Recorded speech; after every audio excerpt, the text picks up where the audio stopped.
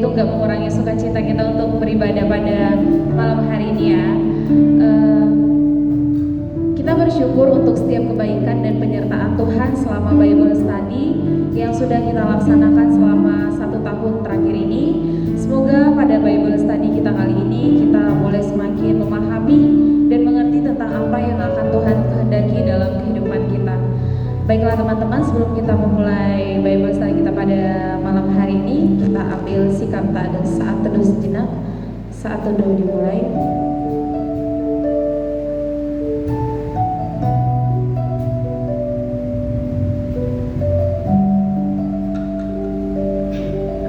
Saat teduh selesai. Baiklah teman-teman semua, saya undang untuk bangkit berdiri. Seperti firman Tuhan yang mengatakan dalam Zefanya 3 ayat 17, Tuhan Allahmu ada di antaramu sebagai pahlawan yang memberi kemenangan. Ia bergirang karena engkau dengan sukacita, ia membaharui engkau dalam kasih-Nya, ia bersorak-sorai karena engkau bersorak-sorai. Teman-teman yang terkasih, saya mengajak teman-teman semua untuk kita nyanyikan pujian yang mengatakan sukacita surga.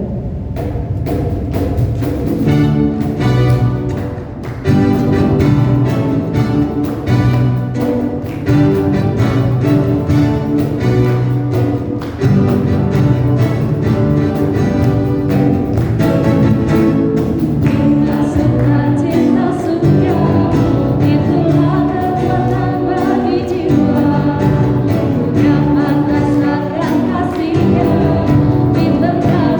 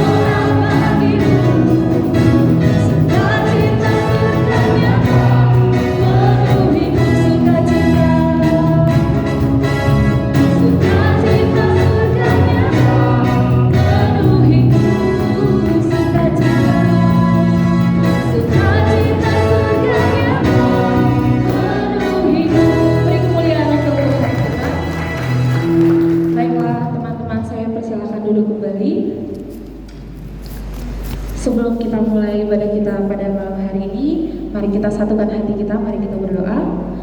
Terima kasih Bapa, terima kasih Yesus, terima kasih Roh Kudus untuk setiap penyertaan Tuhan yang boleh Tuhan berikan kepada setiap kami Tuhan. Terima kasih juga Bapa untuk Bible study terakhir kami ini Bapa. Kiranya Tuhan memberkati dari awal, pertengahan hingga akhirnya Bapa. Untuk teman-teman kami yang mungkin sedang dalam perjalanan ke tempat ini, kiranya Tuhan berkati dalam setiap perjalanan mereka, biarlah mereka boleh berkumpul dengan kami di tempat ini tanpa kekurangan suatu apapun. Terima kasih Bapa, terima kasih Yesus, terpuji namamu pada malam hari ini kekal sampai selama-lamanya. Haleluya, amin. Baiklah teman-teman, kita akan menyanyikan satu pujian yang mengatakan saat indah ku berhadapan dengan.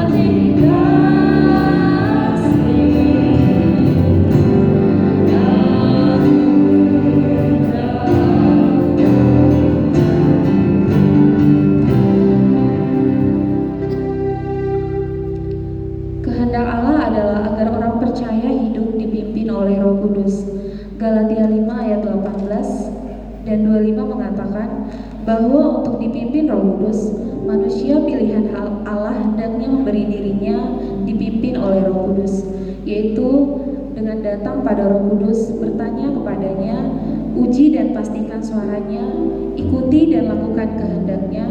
Bila pimpinan Roh Kudus sudah menjadi gaya hidup orang percaya, maka ia akan disebut sebagai anak Allah.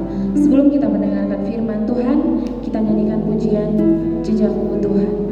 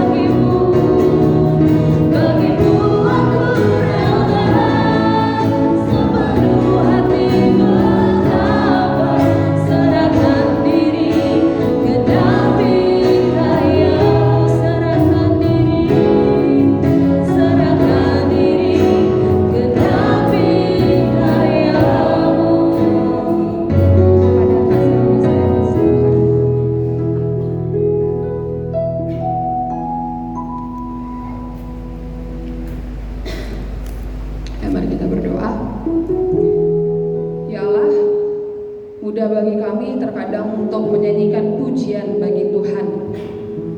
Mudah bagi mulut kami Tuhan untuk mengatakan bahwa ajar kami memahami. Tapi pada realitanya kami sulit sekali untuk memahami dan melakukan firman-Mu. Tolong kami Tuhan agar kiranya kami sepenuhnya menghamba, sepenuhnya taat akan apa yang mau Tuhan sampaikan melalui firman Tuhan pada malam hari ini. Berkati hamba-Mu yang terbatas dan penuh kelemahan ini ya Tuhan. Biar kiranya firman-Mu Tuhan yang boleh diberitakan ini boleh menjadi rema dalam setiap kehidupan kami. Di doa kami, syukur kami, dalam Yesus Kristus kami berdoa dan syukur haleluya amin. Ya, Silakan duduk teman-teman semua.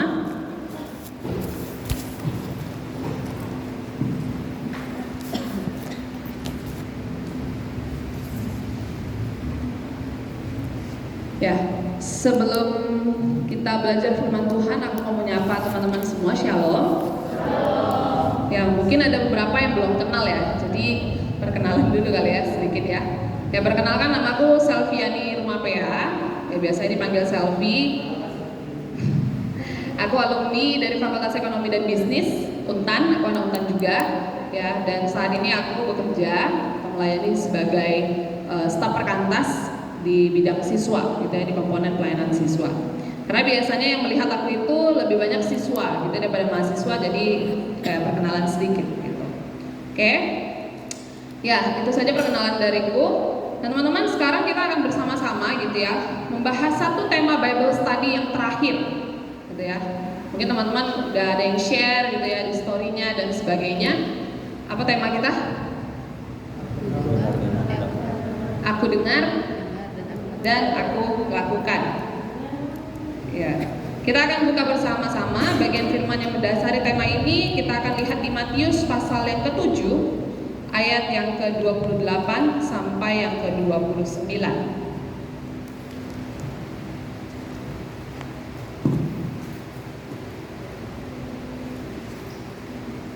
Matius pasal yang ke-7 ayat yang ke-28 sampai yang ke-29.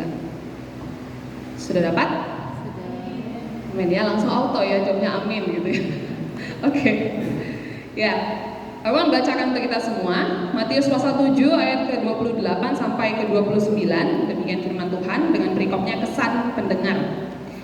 Dan setelah Yesus mengakhiri perkataan ini, takjublah orang banyak itu mendengar pengajarannya. Sebab ia mengajar mereka sebagai orang yang berkuasa, tidak seperti ahli-ahli Taurat mereka. Sekali lagi, dan setelah Yesus mengakhiri perkataan ini, takjublah orang banyak itu mendengar pengajarannya. Sebab ia mengajar mereka sebagai orang yang berkuasa, tidak seperti ahli-ahli Taurat mereka.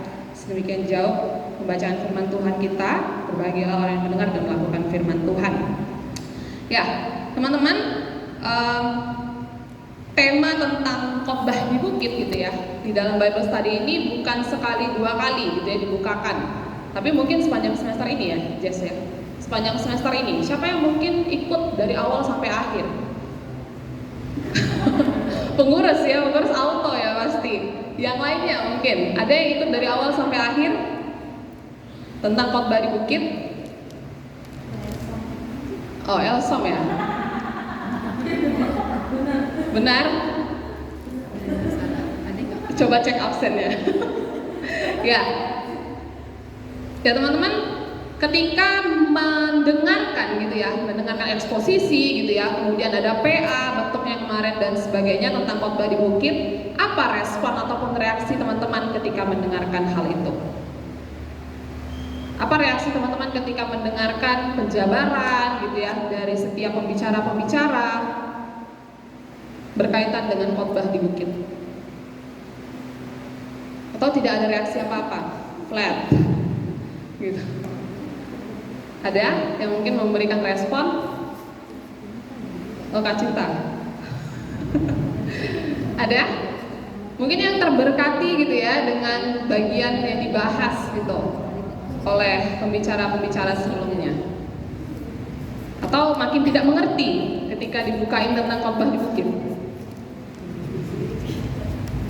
Agak membingungkan ya, responnya tidak ada yang ini ya. Ya teman-teman, karena kita belajar tentang kesan pendengar gitu ya, jadi otomatis aku akan menanyakan kalian sebagai pendengar.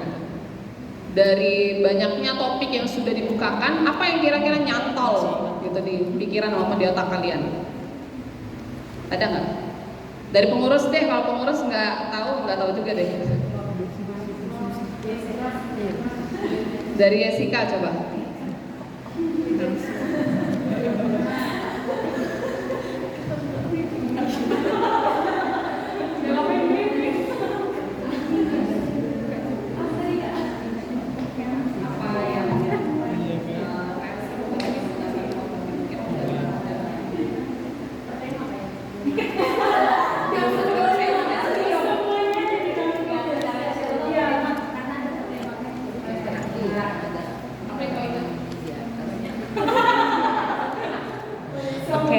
dari aku secara yang berkesan. Untuk yang berkesan pastinya banyak ya, dari setiap firman Tuhan yang didapatkan setiap Bible study pastinya jadi reminder sendiri gitu. Kadang kan kayak kita dalam kehidupan sehari-hari kan banyak negosiasinya dengan setiap hal yang kita lakukan kan. Ternyata kayak diingatkan lagi, ternyata sebagai seorang mahasiswa itu kita nggak boleh kayak gini, bolehnya kayak gini gitu. Dan untuk yang berkesan mungkin yang sampai sekarang aku ingat tuh ada beberapa Bible study ya. Ada happiness dan reconciliation. Jadi waktu happiness itu karena mungkin itu bawa apa ya, drama Korea kali ya. Jadi itu gampang mengingatnya. Lalu rekonsiliasi itu kayak menjelaskan tentang gimana kita dalam menyelesaikan suatu masalah dengan kasih. Tuh, kasih. Terima kasih Jessica. Happiness dan reconciliation ya. Ya teman-teman, terima kasih untuk responnya walaupun cuma satu orang, gitu ya. Setidaknya ada yang nyantol gitu di pikirannya. Sebenarnya banyak ya yang rajin di sini ikut BS tapi tidak mau bersuara. Oke. Ya teman-teman, coba kita perhatikan kembali di ayat 28 sampai ke 29 tadi. Dan setelah Yesus mengakhiri perkataan ini, takjublah orang banyak itu mendengar pengajarannya. Gitu ya. Nah teman-teman, pernah nggak di dalam satu situasi gitu ya, kalian lagi dengar seminar gitu ya, lagi dengar seorang berbicara, terus kalian tuh amazed gitu ya, kagum sama dia. Kemudian respon apa yang kalian berikan? Ya kita memberikan respon amazed, takjub. Maksudnya itu apa? Disertai dengan apa? Biasanya tepuk tangan, gitu ya, standing ovation gitu, atau mungkin sorak-sorai, gitu ya. Nah, mungkin pada situasi itu ini seperti yang bayangkan ya, ketika Yesus selesai membicarakan tentang khotbah di bukit itu, gitu ya, pendengar-pendengarnya itu takjub, kemudian dia berdiri gitu ya dan memberikan tepuk tangan. Itu yang dalam pikiran gue ya. Dalam pikiran gue mungkin seperti itu. Ya teman-teman, respon pendengar pada saat itu mereka sangat antusias, gitu ya, sangat excited. Gitu. Kalau misalnya di dalam ESV, gitu ya, English Standard Version, itu dikatakan astonished, gitu ya. Di bagian takjub itu dikatakan astonished. Itu artinya adalah terheran-heran, tercengang gitu ya. Mungkin ada yang tepuk tangan sambil nganga gitu ya. Ngelihat pengajarannya Yesus ini lain ya. Beda dengan yang biasa diajarkan oleh ahli-ahli Taurat gitu ya, ataupun orang-orang Farisi gitu ya, yang selama ini mereka terima. Nah, yang menarik adalah ketika melihat respon seperti itu gitu ya, aku jadi berpikir gitu, apa yang membedakan pengajaran Yesus dan juga pengajaran dari orang-orang Farisi ataupun ahli Taurat? Coba kalian pikirkan. Kenapa? Kok bisa mereka memberikan respon yang seperti itu? Apa yang berbeda dari pengajaran Yesus dan juga ahli Taurat ataupun ahli Farisi? Apa yang berbeda? Ini baru dibahas Bang Hen minggu lalu ya. Ada yang mengingatnya?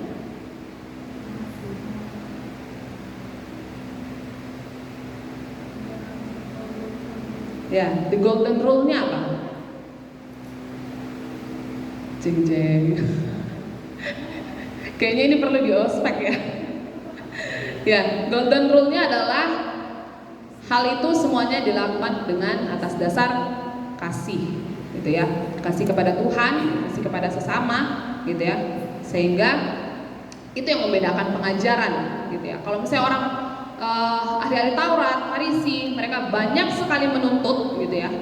Tapi kalau Allah sendiri ataupun Yesus sendiri, dia mengutamakan kasih itu gitu ya. Tapi bukan berarti kasih yang mengkompromikan segala sesuatu.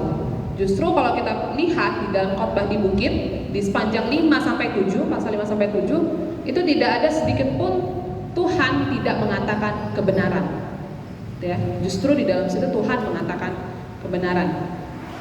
Nah teman-teman, ketika melihat respon pendengar gitu ya, mereka takjub akan firman, akan pengajaran yang disampaikan oleh Yesus itu sendiri gitu ya. Apakah cukup hanya sampai takjub saja? Cukup? Tidak, ya.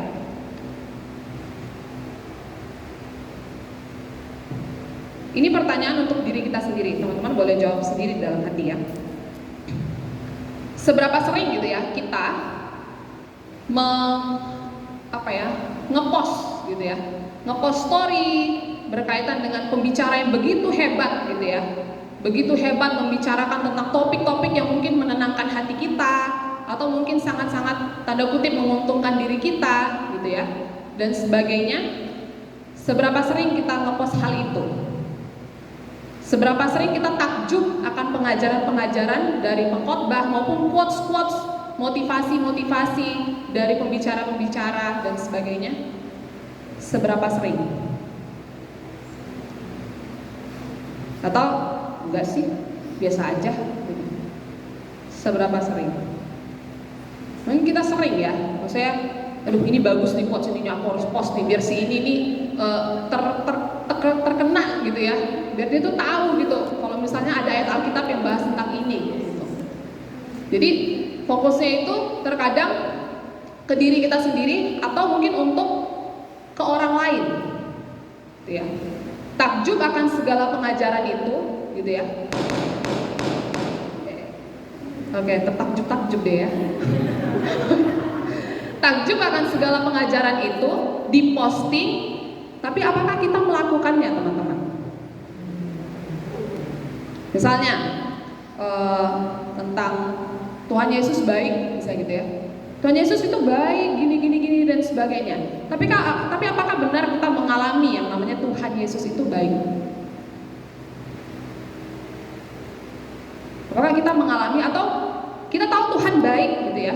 Tapi apakah kita melakukan kebaikan Tuhan itu kepada sesama? Adakah kita melakukan hal itu? Nah. Beberapa tren yang kami waktu itu sempat diskusikan gitu ya. Banyak orang posting gitu ya, hal-hal yang berbau rohani gitu ya, hal-hal yang membangun dan sebagainya, tapi karena perasaan takjub gitu ya, ataupun amazed atau terberkati gitu. Tapi hanya sampai di mereka aja gitu. Maksudnya hanya sampai di ngepost aja gitu. Tidak sampai kepada dilakukan. Nah, teman-teman, apa sih sebenarnya gitu ya yang Tuhan mau gitu ya di dalam kehidupan kita sebagai seorang yang katanya, bukan katanya, tapi warga kerajaan Allah gitu ya. Apa sih yang Tuhan kehendaki di dalam kehidupan kita sebagai warga kerajaan Allah? Kita sudah bahas khotbah di bukit ya teman-teman ya, dari 5 sampai 7 gitu ya. Aku rasa itu cukup menjelaskan gitu. Apa yang Tuhan kehendaki? Yang pertama gitu ya, pertama itu adalah Tuhan menghendaki bahwa kita mendengar ya. Bukan hanya mendengar, tapi mendengar dengan benar.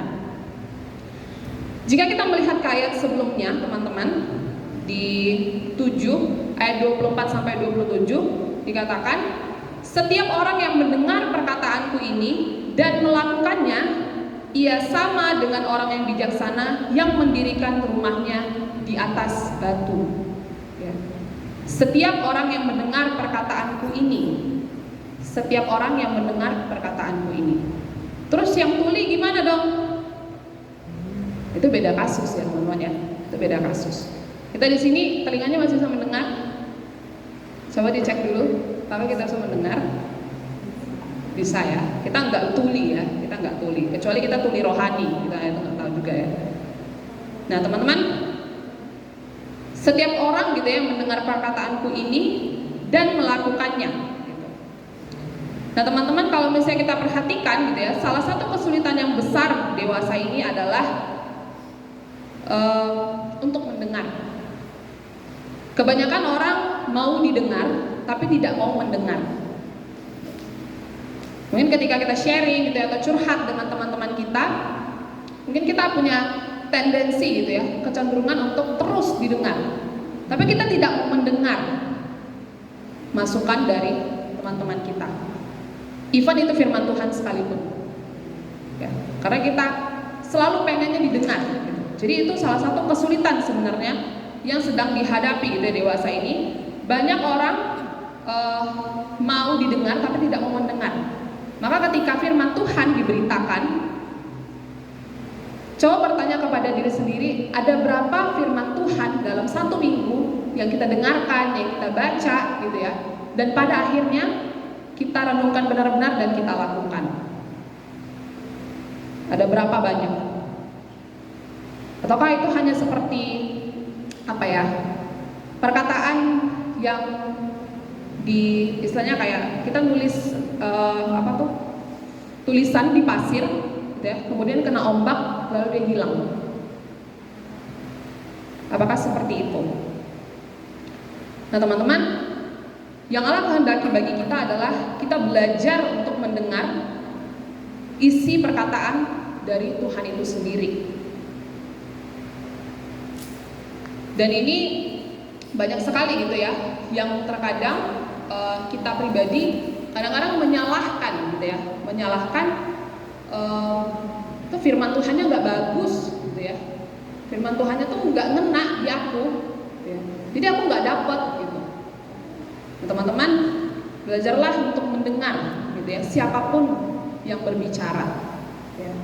Teman-teman punya filter gitu ya, punya Roh Kudus gitu ya, yang menolong teman-teman untuk mengenali pengajaran ataupun memberikan pengertian gitu, dari setiap firman yang teman-teman dengar. Nah teman-teman, ketika kita sulit untuk mendengar, hal yang harus kita lakukan adalah menyediakan diri untuk mendengar kata-kata dari Tuhan itu sendiri. Menyediakan diri. Kalau dari bilang menyediakan diri, berarti segala sesuatunya itu sudah include di dalamnya, termasuk di dalamnya. Contohnya waktu gitu ya, itu sudah masuk di dalam diri kita. Istilahnya itu udah jadi gaya hidupnya kita untuk mendengarkan Tuhan berbicara melalui firman-Nya. Nah kemudian yang kedua, setelah kita mendengar gitu ya, apa yang harus kita lakukan? Ya lakukan gitu ya. Setelah mendengar ya lakukan. Nah teman-teman, Yesus menghendaki agar manusia itu melakukan sesuatu gitu. Pengetahuan apapun dia akan menjadi relevan ketika itu diiringi dengan tindakan nyata. Sama halnya seperti ilmu yang teman-teman terima, baik itu di teknik, di ekonomi, di MIPA dan sebagainya. Kalau teman-teman tidak mengaplikasikannya, dia tidak akan terjadi. Prakteknya tidak akan buahnya tidak akan kelihatan. Misalnya, contoh kayak Afdi gitu ya. Afdi itu di pertambangan. Apa yang harus Afdi kerjakan dengan ilmu pertambangan yang Afdi punya? Apa kira-kira? Apa permasalahan pertambangan yang saat ini sedang dihadapi? Bangnya penambangan liar. Berarti apa yang harus dilakukan? Nah, itu hal-hal seperti itu. Jadi tidak hanya sampai di teorinya saja teman-teman. Contohnya kita tahu bahwa kita harus merenungkan firman Tuhan siang dan malam, gitu ya. Ini teori. Tapi kalau tidak kita kerjakan, ya itu hanya sekedar caption di Instagram aja nantinya, gitu ya. Kurenungkan firman-Mu siang dan malam, gitu ya. Kupegang dan kulakukan, gitu ya. Tapi pada akhirnya tidak dilakukan sama sekali, gitu. Dia hanya berakhir di quotes Instagram saja, gitu, teman-teman. Tidak ada gunanya gitu ya kalau misalnya kita mendengarkan firman Tuhan tanpa kita melakukannya di dalam prakteknya. Contohnya seperti ketika teman-teman pergi ke dokter gitu ya, teman-teman dikasih obat ini 3 kali 1 ya, ini 3 kali 1 minumnya. Ya cuman sampai di 3 kali 1 aja, tapi kalau teman-teman tidak minum, apakah akan berefek? Tidak sama sekali. Ya. Jadi teman-teman, firman Tuhan yang sudah didapatkan, gitu ya, sudah didengar, itu harus kita lakukan atau kerjakan di dalam kehidupan kita. Dalam bagian ini juga dikatakan bahwa sebenarnya ketaatan yang dibutuhkan di dalam mengerjakan firman itu sendiri. Ketaatan untuk mengerjakan firman Tuhan. Bagian yang paling sulit gitu ya dari mendengarkan dan melakukan adalah taat. Gitu ya. Ketika kita tidak mau taat untuk mendengar, ketika kita tidak mau taat untuk melakukan firman, ya berarti kita sudah mengabaikan pesan yang sebenarnya menyelamatkan hidup kita. Kita sudah mengabaikan pesan yang sebenarnya menyelamatkan kehidupan kita. Kemudian gimana dong gitu ya caranya supaya kita sungguh-sungguh gitu ya taat akan firman Tuhan gitu ya, sungguh-sungguh taat di dalam mendengarkan maupun melakukan firman Tuhan itu sendiri. Teman-teman, seberapa jauh kita menghargai firman Tuhan itu? Seberapa jauh kita mengasihi Tuhan di dalam kehidupan kita? Itu akan menentukan bagaimana kita bersikap dengan firman Tuhan yang disampaikan. Kalau kita memandang Tuhan sebagai polisi-polisian, kita akan sembunyi-sembunyi gitu ya. Kayak kalaupun kita baca Alkitab atau kita berdoa, itu supaya tidak dihukum. Jadi bagaimana cara kita memandang Tuhan selama ini? Apakah kita menganggap Tuhan itu sebagai polisi yang mengawasi kita? Oh, ini si Vera nggak baca Alkitab nih, ini harus dihukum gitu ya. Baru kita baca Alkitab, ataukah kita menganggap Tuhan sebagai badut? Bisalah, ini ada humor-humornya sedikit.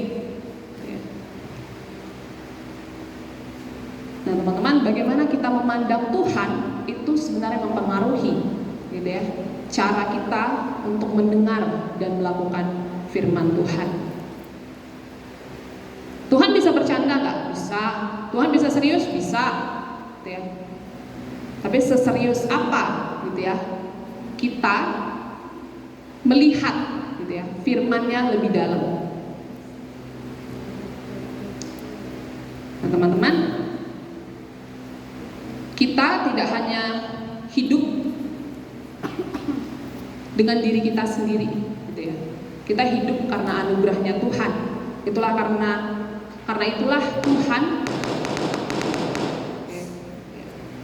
itulah Tuhan gitu ya menebus dan memberikan kita kehidupan supaya kita mengerjakan panggilan kita sebagai warga kerajaan Allah dengan sungguh-sungguh.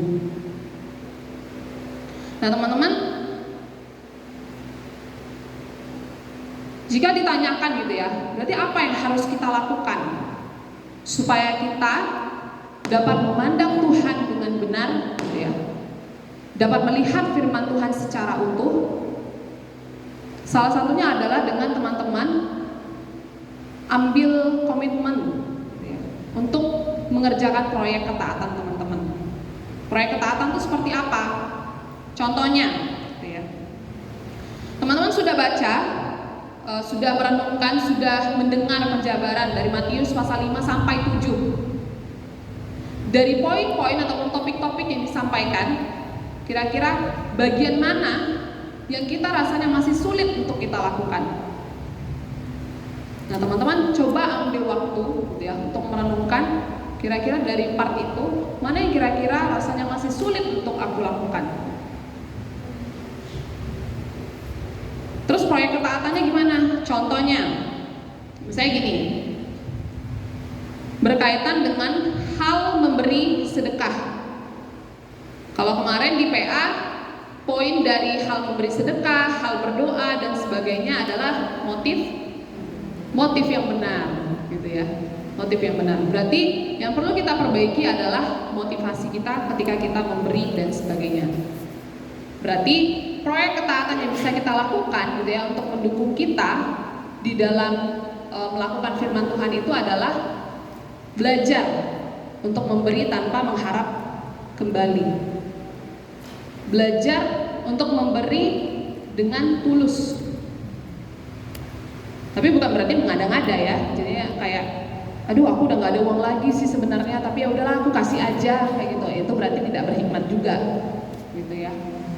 Jadi teman-teman, Coba pikirkan gitu ya, coba pikirkan proyek-proyek yang bisa teman-teman kerjakan gitu ya, teman-teman bisa lakukan yang kecil saja dulu gitu, yang kecil saja, tapi teman-teman rutin lakukan. Contohnya mendoakan teman. Seberapa sering di dalam doa-doa kita, jam-jam doa kita mendoakan teman-teman kita? Ataukah kita lebih banyak pokok doa pribadi? Atau seberapa sering kita mendoakan penginjilan yang dilakukan oleh misionaris-misionaris? Nah, mungkin itu hal-hal yang bisa kita kerjakan gitu. Untuk yang pertama. Kemudian apa lagi yang bisa kita lakukan supaya firman yang kita dengar itu bisa diaplikasikan? Yang kedua adalah teman-teman terlibat di dalam komunitas yang menolong pertumbuhan rohani teman-teman. Teman-teman terlibat di dalam komunitas yang menolong pertumbuhan rohani teman-teman, gitu ya. Kemudian tidak hanya itu, tapi mau memberikan diri untuk melayani. Gitu. Di dalam satu pertemuan, seorang teman berkata sama aku, gitu ya, melayani itu menolong kita yang hatinya cenderung untuk terus berdosa, untuk mengikuti kehendak Tuhan. Jadi melayani itu sebenarnya melatih hati kita yang kecenderungannya berdosa untuk terus terarah kepada kehendak Tuhan. Jadi ketika teman-teman gitu ya melibatkan diri di dalam satu komunitas, coba belajar untuk melihat bahwa komunitas ini Tuhan pakai untuk aku boleh bertumbuh gitu. Supaya ada yang mengencourage ataupun mendorong teman-teman untuk semakin bertumbuh ke arah Kristus. Nah, teman-teman perlu diperhatikan bahwa komunitas yang baik dan benar adalah komunitas yang bawa teman-teman itu kepada Tuhan. Ya, bukan justru malah menjauhkan teman-teman dari persekutuan gitu ya, menjauhkan teman-teman dari Tuhan maupun saat teduh dan sebagainya. Gitu. Jadi teman-teman terlibatlah dalam komunitas yang mendorong ataupun menolong pertumbuhan rohani teman-teman. Terus kalau nggak ada komunitas rohaninya gimana? Kita sudah mendengar dan melakukan, kita sudah mendengar firman Tuhan. Gitu ya. Berarti yang kita lakukan adalah inisiatif, gitu. Inisiatif untuk membentuk, misalnya kelompok PA, gitu. Atau kelompok kecil, atau teman-teman komunikasikan kepada teman-teman dari PMK Kota Pontianak, gitu ya. Kak, kayaknya aku pengen mendalami ini deh, gitu. Kira-kira gimana ya aku bisa join? Gitu. Nah, nanti kakak PMK Kota Pontianak akan mengatakan bahwa ya Bible study ada pilihan yang tepat gitu ya untuk bertumbuh. Dia sekalian promosi ya. Oke. Ya teman-teman, jadi terlibatlah gitu ya. Libatkanlah dirimu. Kalau salah satu kakak rohaniku pernah bilang, misalnya kamu sulit saat teduh, sulit bersekutu, sulit beribadah, paksa dirimu. Kata dia bilang kayak gitu. Kenapa kak? Kok dipaksa? Nanti jadinya terpaksa dong, kamu bilang kayak gitu.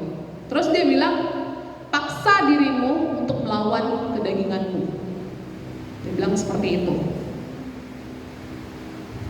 Roh Kudus pasti terus mengarahkan kita untuk semakin dekat sama Tuhan. Tapi jangan lupa juga kita masih terikat dengan yang namanya daging, gitu ya. Nah teman-teman, ingatlah bahwa ketika kita seperti yang tadi Jessica bilang gitu ya, dipimpin oleh Roh Kudus, gitu ya, dipimpin oleh Roh Tuhan, ya, itu seharusnya menolong kita untuk terarah gitu ya, ataupun semakin serupa dengan Kristus. Nah teman-teman, kita buka sama-sama di dalam Yakobus 1 ayat 22 sampai 25.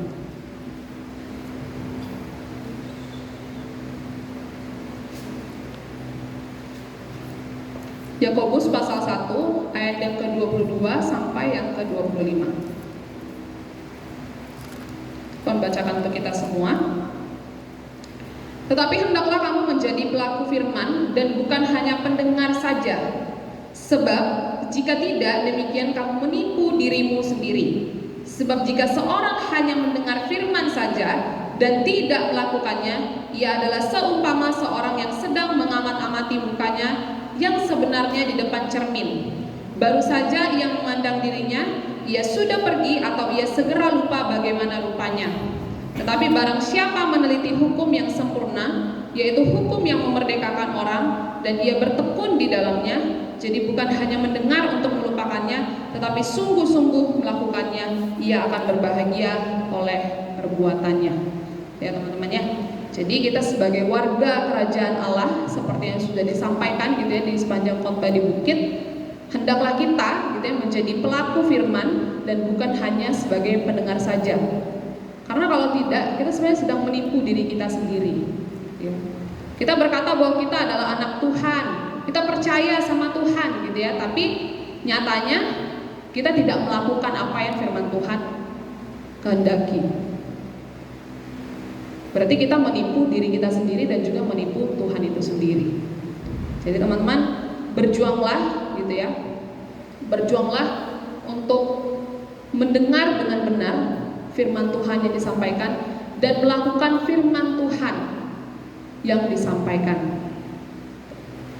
Banyak sebenarnya media gitu ya bisa teman-teman gunakan, atau banyak sebenarnya tools, item gitu ya bisa teman-teman gunakan untuk semakin mendalami firman Tuhan. Tapi terkadang lebih kuat dari kita malasnya gitu ya. Kadang tidak niat gitu ya. Lebih senang orang yang menceritakannya kepada kita, tapi kita nggak gali sendiri gitu. Jadi belajarlah gitu ya untuk berinisiatif juga di dalam mencari maupun mempelajari firman Tuhan. Sebagai penutup teman-teman, orang-orang yang makin serupa dengan Yesus dari waktu ke waktu akan makin hidup dan setia firman yang keluar dari mulut Allah. Orang-orang yang makin serupa dengan Yesus dari waktu ke waktu akan makin hidup dari setiap firman yang keluar dari mulut Allah. Ini adalah salah satu quotes gitu ya dari buku Spiritual Check-up Donald S. Whitney. Teman-teman nanti boleh baca karena dia mengajukan beberapa pertanyaan gitu ya tentang bagaimana spiritualitas kita selama ini. Salah satu pertanyaannya yang menohok untukku adalah, apakah firman Tuhan itu sudah berkuasa di dalam kehidupan kita? Jika tidak, mari kita datang kepada Tuhan ya. Mari kita belajar untuk sadar ya, jika kita memang sudah jauh dari Tuhan, atau kita cuma jatuhnya sebagai pendengar saja, tidak melakukan firman Tuhan. Mari kita sadar dan bertobat, memohon pertolongan Allah untuk menolong kita di dalam mendengar dan melakukan firman Tuhan. Mari kita berdoa.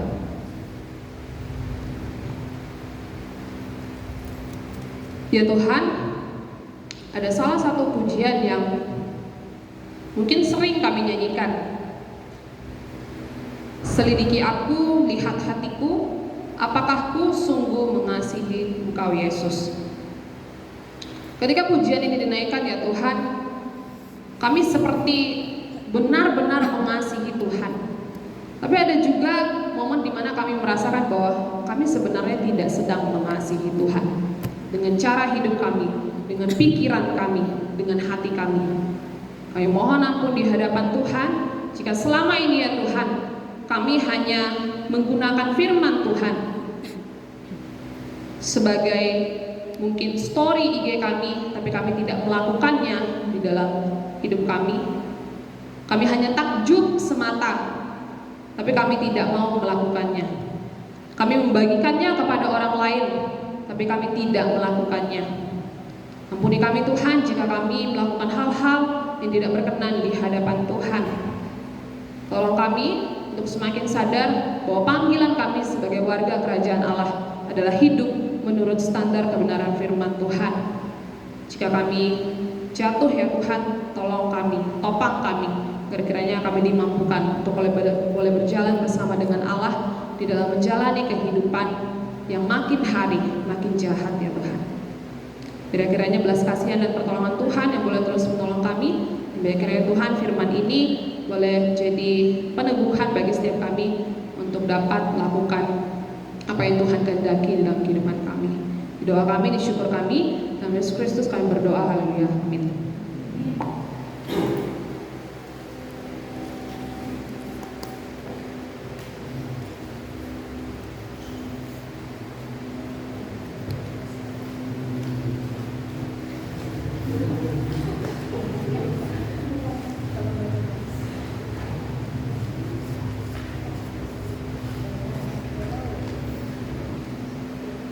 Oke, yang merasa diberkati dengan firman Tuhan boleh lambaikan tangannya. Oke, teman-teman, kita sudah mendengarkan firman Tuhan yang ambil dari Matius 5 sampai 7 tentang khotbah Yesus Bukit selama 1 tahun terakhir ini. Biarlah kiranya setiap telinga yang mendengar boleh menyimpan dalam hatinya dan melakukannya dalam kehidupan kita sehari-hari, baik itu di tengah-tengah keluarga, kampus, ataupun lingkungan kita.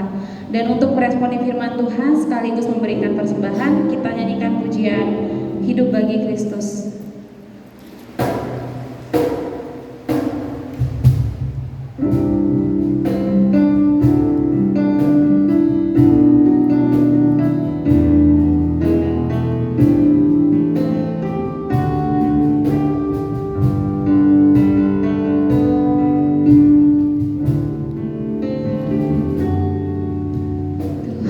Kau berada di tengah manusia.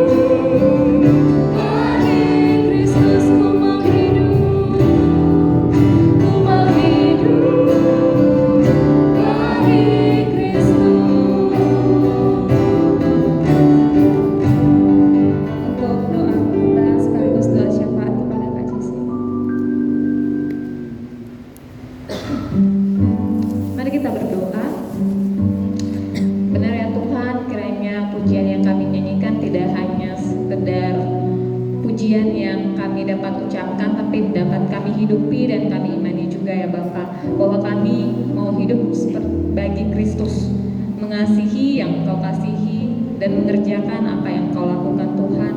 Kami bersyukur ketika kami punya Allah yang pernah merasakan bagaimana kehidupan menjadi seorang manusia, punya Allah yang pernah merasakan apa yang pernah kami gumulkan juga ya Bapak dalam kehidupan kami, punya Allah yang pernah merasa sendiri, kesepian, merasa butuh ditolong. Kami bersyukur kami punya Allah yang seperti Engkau Tuhan. Kami bersyukur untuk persekutuan kami pada hari ini Bapak. Kami juga bersyukur untuk persembahan yang boleh dikumpulkan Tuhan. Kiranya persembahan ini boleh kami gunakan dengan sebaik-baiknya untuk pelayanan di PMK Pontianak. Kami juga bersyukur untuk rekan-rekan yang boleh mengambil bagian dalam persembahan, yang boleh memberi. Kami berdoa untuk rekan-rekan mahasiswa dalam UTS mereka, kiranya Tuhan boleh memberkati mereka agar mereka bisa terus menjaga otoritas mereka, menjaga kehidupan mereka sebagai mahasiswa Kristen dalam setiap studi yang mereka lakukan ya Bapak, dan juga rekan-rekan yang sedang dalam tugas akhir, kiranya juga Tuhan boleh berkati agar pada akhirnya mereka boleh menyelesaikan apa yang menjadi tanggung jawab mereka sebagai mahasiswa dengan baik ya Bapak. Dan juga rekan-rekan yang bekerja, kiranya Tuhan juga boleh memberkati mereka dalam setiap pekerjaan mereka.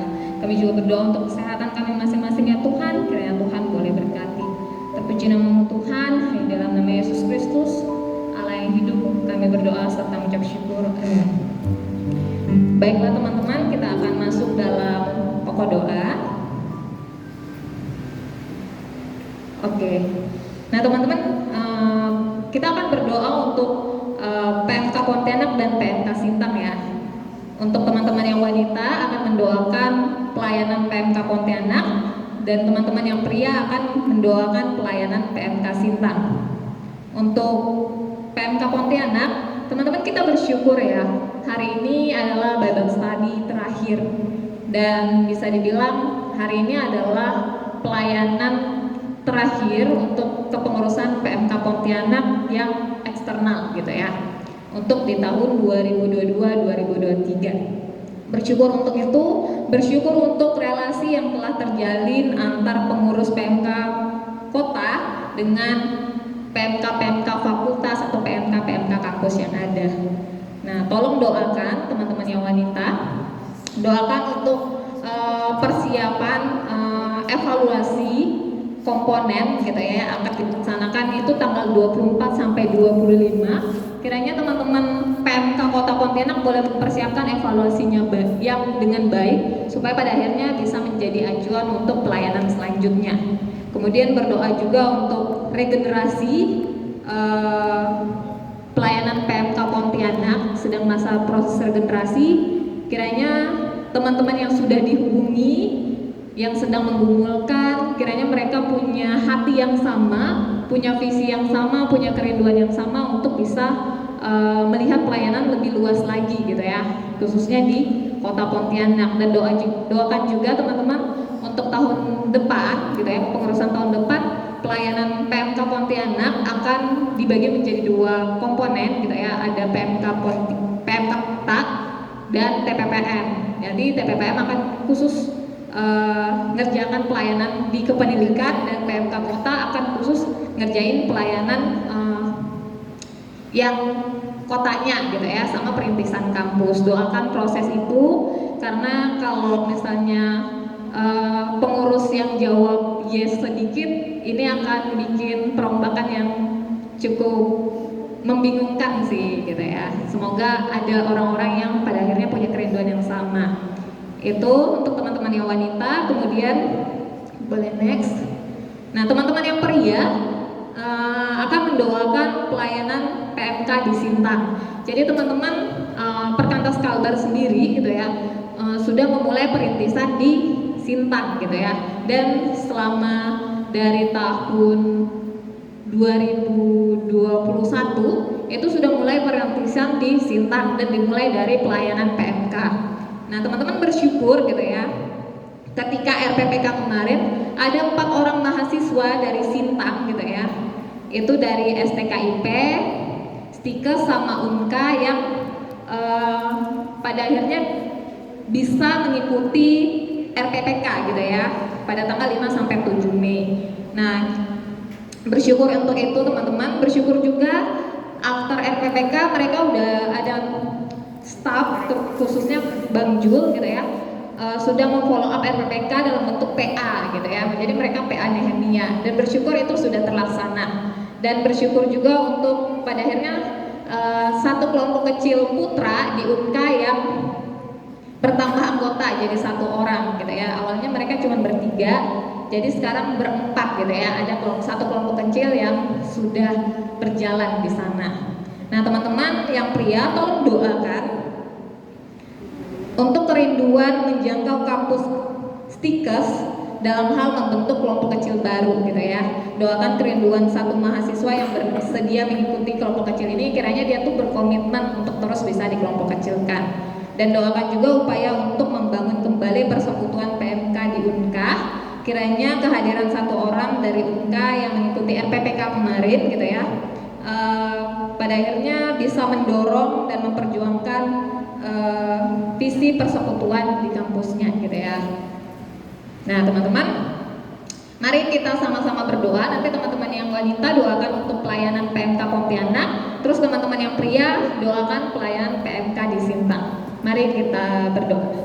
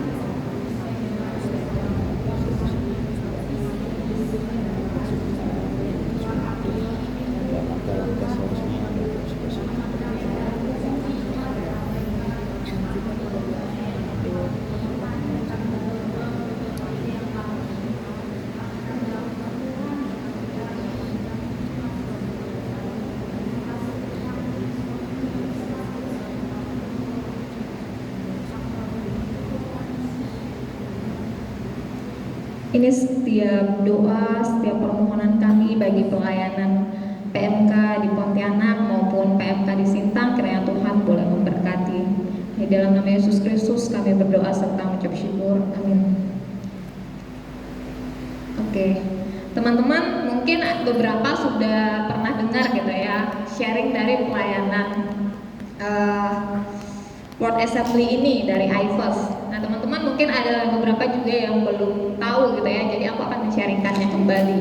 Nah teman-teman, IFES atau International Fellowship of Evangelical Student adalah sebuah komunitas kegerakan pelayanan siswa dan mahasiswa yang berfokus untuk membagikan dan menghidupi kabar baik tentang Yesus di sekolah-sekolah, di universitas-universitas, baik secara lokal, nasional, dan global gitu. Bisa dibilang IFES ini adalah kalau di Indonesia tuh namanya perkantas gitu ya, perkantas tapi yang sedunia gitu ya teman-teman, internasional gitu.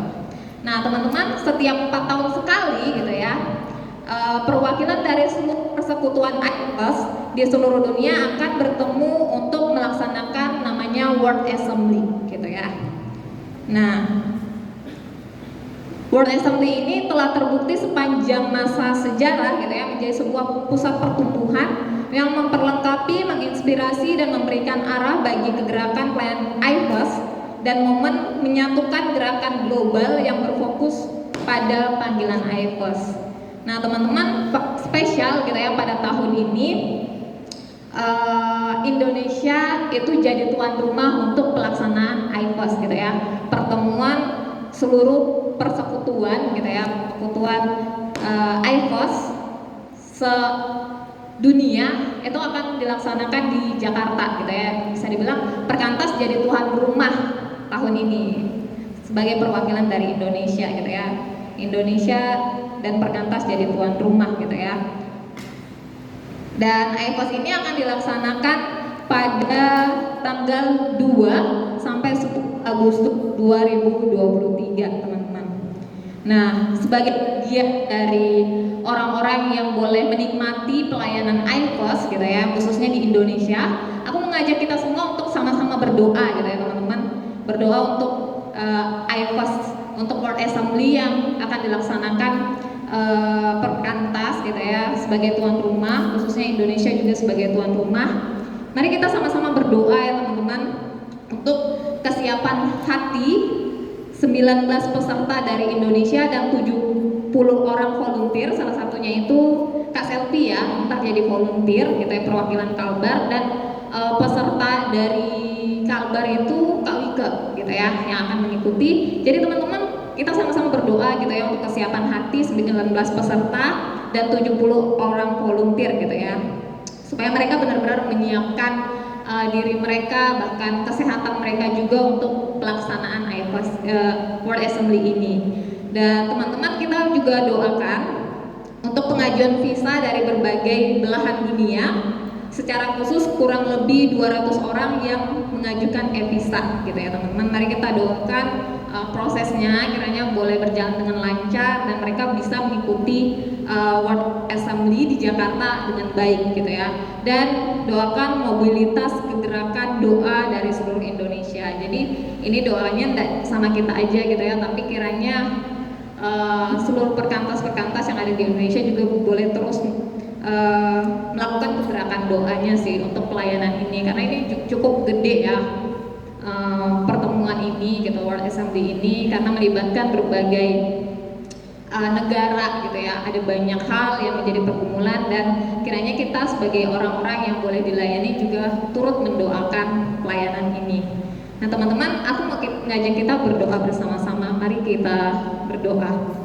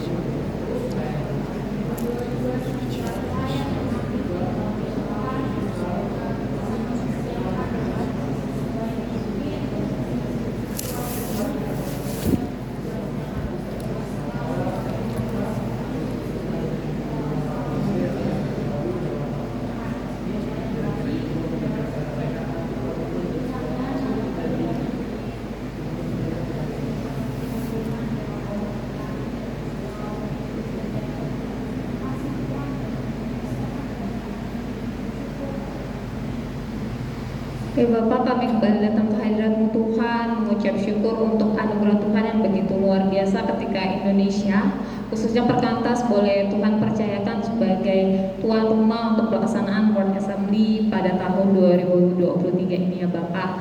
Kami berdoa untuk setiap persiapannya Tuhan, untuk setiap volunteer, untuk setiap peserta, baik itu perwakilan dari Indonesia maupun dari luar negeri. Tuhan, kiranya mereka boleh mempersiapkan diri dengan baik, dan setiap persiapan-persiapan baik itu administrasi yang ada boleh berjalan dengan baik ya Tuhan. Kami juga berdoa untuk kebutuhan dana yang ada, kiranya Tuhan yang boleh cukupkan. Ini setiap doa kami Tuhan, setiap kerinduan kami untuk setiap pelayan mahasiswa yang ada, baik itu di tingkat kota Pontianak, baik itu untuk Indonesia bahkan untuk dunia, kiranya Tuhan boleh memberkati. Terpuji namamu Tuhan, di dalam nama Yesus Kristus, Allah kami yang hidup, kami berdoa dan bersyukur, amin. Oke, teman-teman, nanti kita akan masih ada lanjut pokok doa ya untuk di masing-masing kelompok, gitu ya. Tapi sebelumnya, gitu ya, karena kalau ada kelompok biasanya tuh lama gitu ya, lama interaksi dan sharingnya gitu ya. Jadi kita akan masuk dalam apresiasi pelayan terlebih dahulu.